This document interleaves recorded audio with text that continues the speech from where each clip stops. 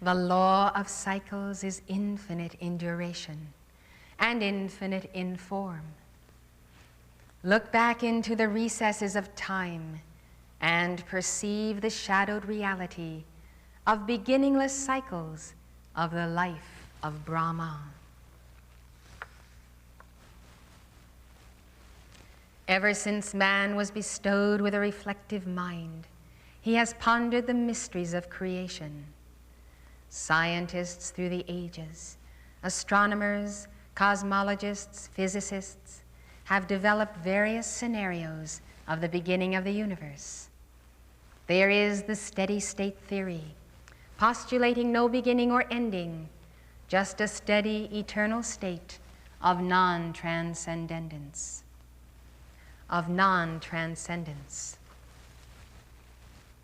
Then there is the Big Bang theory. This states that some 15 billion years ago, all of matter we know of was compressed into an infinitely small ball of cosmic dust. All of a sudden, the Big Bang and the physical universe was born. The explosion occurs and life begins to evolve from the atomic subparticle to our present universe. Partakers of this theory quietly hide their eyes from the question as to what came before the Big Bang and what was the cause behind the effect. Though the theory may explain an aspect of one cycle of cosmic evolution, it doesn't provide the framework for an integrated and all-embracing cosmo-conception. Let us pursue this mystery in the retreats of the Brotherhood, in the heart of the Himalayan fastnesses.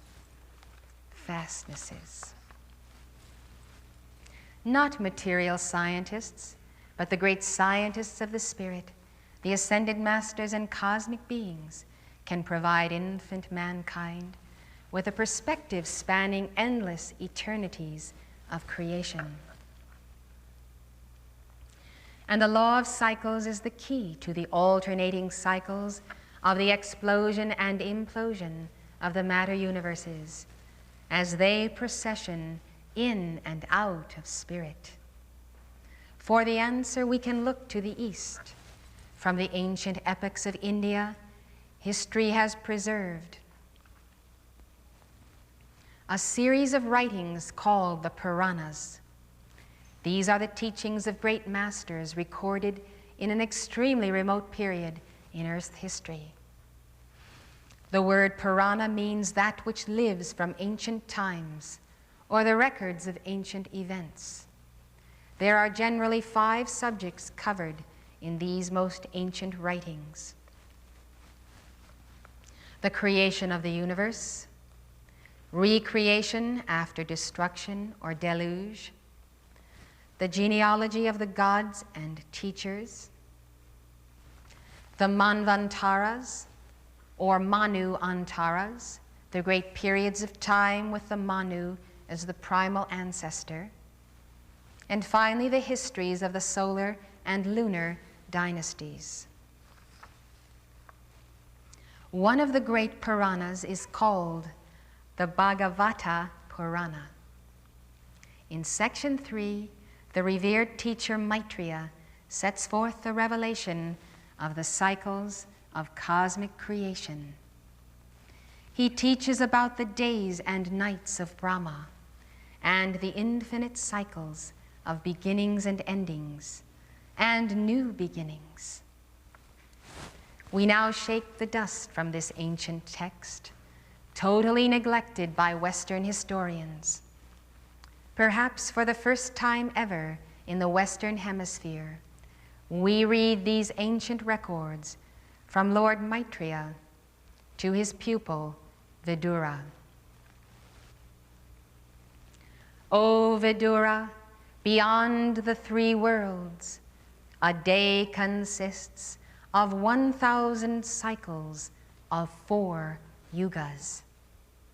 The night is also of the same duration when the creator of the universe goes to sleep. At the end of the night, the creation of the world starts and proceeds so long as it is God Brahma's day, which covers the period of 14 manus. In the chronology of the Hindus, one day of Brahma is said to be 4,320,000,000 years. Continuing Maitreya's discourse to his pupil Vidura, every Manu rules during his own period, which is somewhat longer than 71 cycles, each consisting of 4 yugas. A yuga is the Sanskrit word for a world period. The Sanskrit names for the 4 yugas are Satya Yuga, Treta Yuga, Dvapara Yuga, and Kali Yuga. Each successive age brings with it a different stage of civilization and a different mode of man's consciousness. In each of the yugas, man is given the spiritual tools that most effectively assist him to succeed in the cycles of evolution. It is said that we are presently in a Kali Yuga, and that the use of the science of the spoken word is the key to salvation of our age. In this cycle of returning karma, the darkest of all 4 of the cycles, the key to contact God is the science of the spoken word. Sanat Kumara, the great guru of all yugas, assigns forms of communion with God that are befitting the evolutions of man within the yugas. Thus we find that all true gurus in this age will teach their disciples in the lineage of the one guru this science of the spoken word. And it follows that all opponents of Sanat Kumara and the light bearers will denounce and decry the science of the spoken word. Just as the great cycle of Brahma's life is the archetype of man's personal cycles, so it is true with the yugas. The 4 yugas span millions of years in spheres of cosmic evolution. But we are taught that man himself goes through innumerable cycles of his own 4 yugas as he walks the rounds toward reunion with God. We can compare the cycles of the evolution of the soul in the mastery of the 4 lower bodies, the 4 quadrants of being, with the cyclings of the 4 yugas. Thus the mastery of time and space is built upon this law of cycles. The 4 yugas defined recur in cycles. The duration of the cycle of 4 is said to be 4,320,000 years. So the reign of each of the 14 manus, according to Maitreya, is calculated as 306,720,000 years. This would be 71 times 4,320,000. Although these figures are exoteric in nature, it is said that they closely follow the numbers in the secret works. These durations have remained closely guarded by the Brotherhood, because, as Pythagoras said, all is number. There is great power resident within a true knowledge of the hidden laws of numerical cycles, and only certain keys can be given.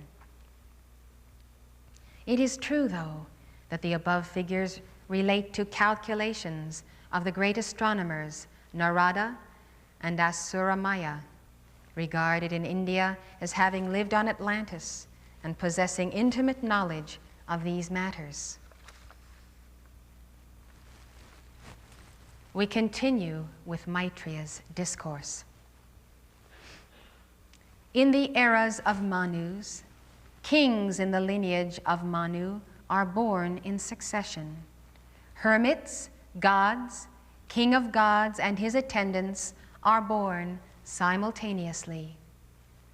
This is Brahma's daily creation, whereby the three worlds are made to function, and in which the birds, beasts, men, pitris, and gods are born according to their karmas. In the Manu eras, the Supreme Lord retains and protects the universe by incarnating as Manus and manifesting himself in other human forms. At the end of Brahma's day, he restrains his prowess, and with everything else withdrawn in him due to the force of Kala, he keeps quiet. Kala is the unfolding principle of time. When it is nightfall, without any moon or the sun in existence, the three worlds lie concealed in him. In the meanwhile, due to pralaya, world end, oceans with huge billows whipped up by extremely terrible and powerful winds overflow and inundate the three worlds. On that water, on the bed of the serpent, Shishu, lies Hari, Vishnu, the sun-rayed one, with his eyes closed in yogic sleep, while sages in the Janaloka, Buddhic plains, sing his praise.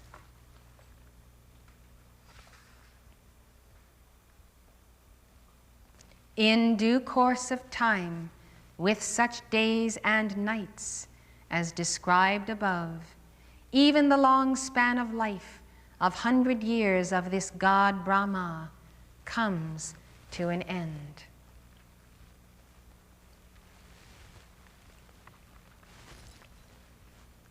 The word year refers to a cosmic cycle of Brahma's life, spanning hundreds of millions of years. The Hindu chronologers have based their temporal calculations on astronomical configurations, the positions of the stars in the zodiac in relation to our Earth.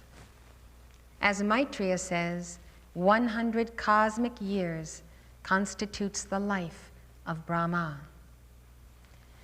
This is regarded as a whole period of Brahma's age, called the Maha-kalpa, Maha-kalpa, or Great Cycle.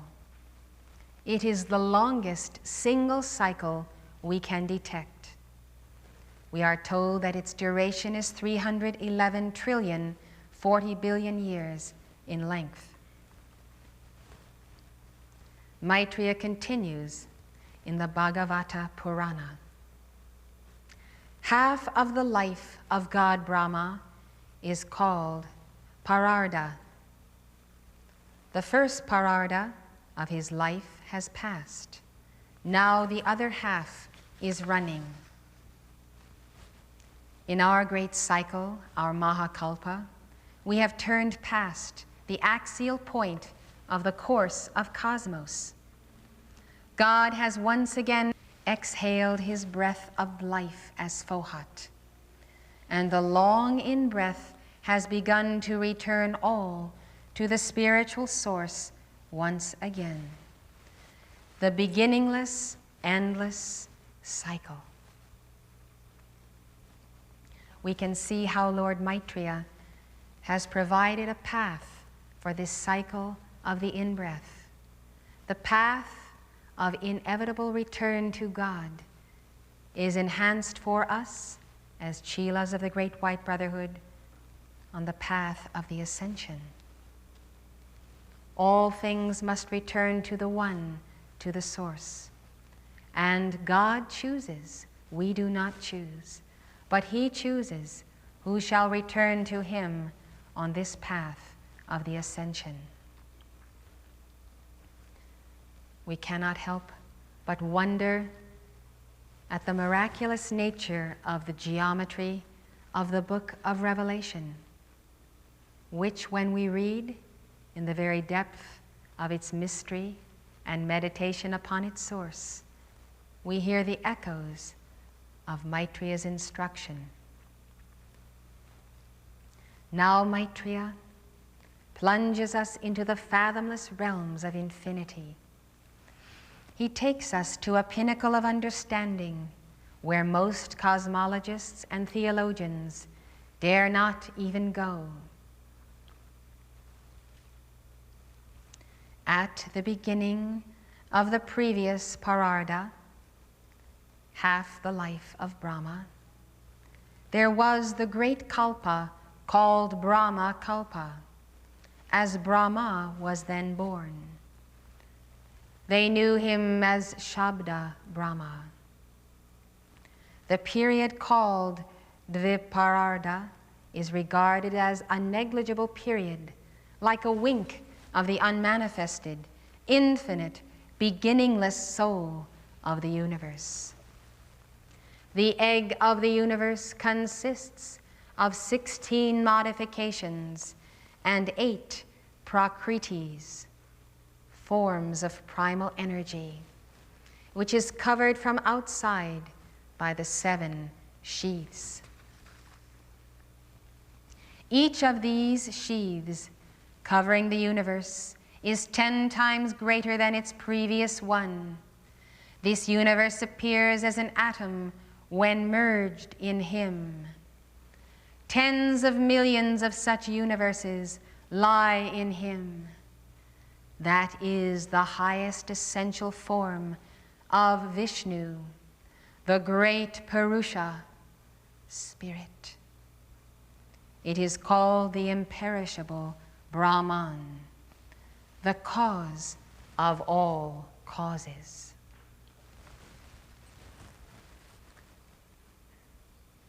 This is the conclusion of Maitreya's discourse.